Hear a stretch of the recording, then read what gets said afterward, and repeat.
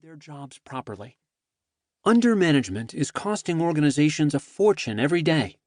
It robs so many employees of the chance to have positive experiences in the workplace, reach greater success, and earn more of what they need and want. It causes managers to struggle and suffer and deliver suboptimal results.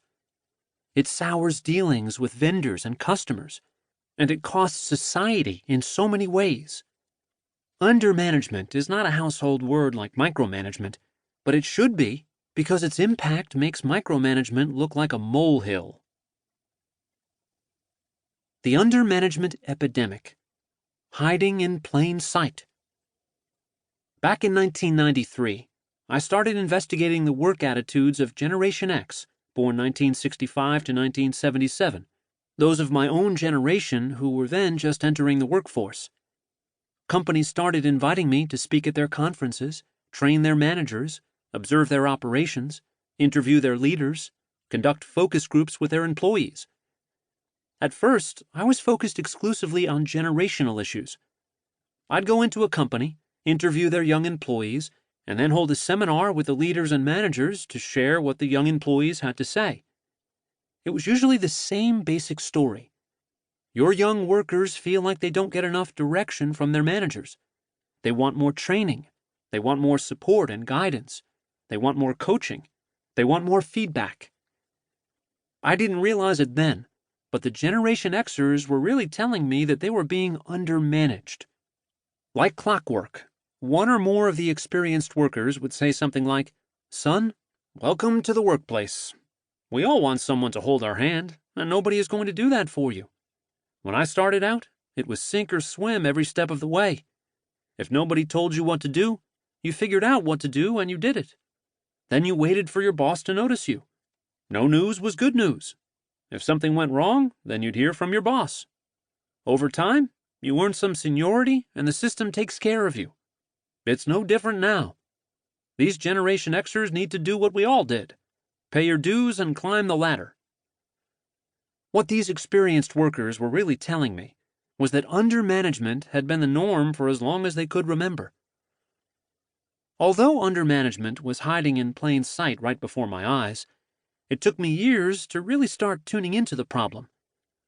Throughout the 1990s, as the tech boom turned into the dot-com boom, the Gen X mindset was spreading, and it was spreading not only to the next generation of young workers. Generation Y is like Generation X on fast forward with self-esteem on steroids.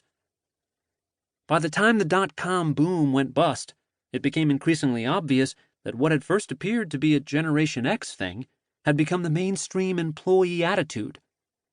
The fact that Generation Xers had been in the vanguard of this shift was simply an accident of history.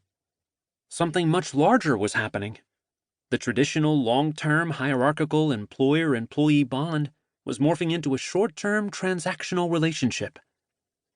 By the first years of the 21st century, workers of all ages were making it clear that without credible long-term promises from employers, they were no longer content to labor quietly and obediently in a sink-or-swim environment. The less faith they had in the system to take care of them in the long term, the more they expected from their immediate supervisors in the short term. As the workplace was becoming more and more high pressure, the workforce was becoming more and more high maintenance. Since the mid-1990s, I've had a front row seat from which to study workplace dynamics. I've spent most of my time training managers at all levels.